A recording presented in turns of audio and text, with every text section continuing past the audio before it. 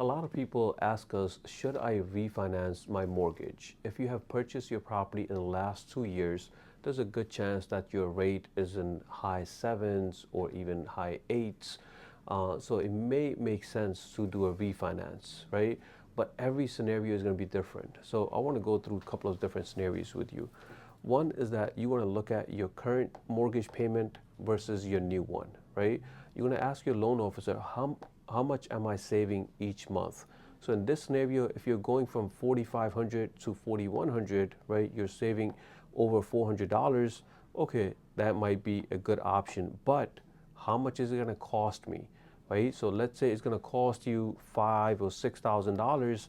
How long is it going to take me to get that money back? So let's say the answer is 8 months. Okay, after 8 months, I'm going to start saving, right? So that might be a good option. But when we say it's going to cost you $5,000, $10,000, right?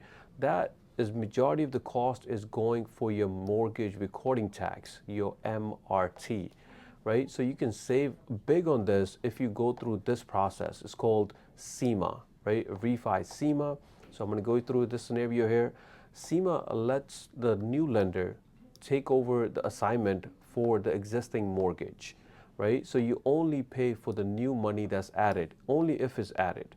So let's say you're not doing any cash out and you're just simply taking your new mortgage, you can save thousands of dollars using the CEMA program, right? So let's just use this example. If you're going to, if your property is in Queens here, right? Without CEMA, you're going to be paying $14,000 for, in this scenario here, for your mortgage recording tax.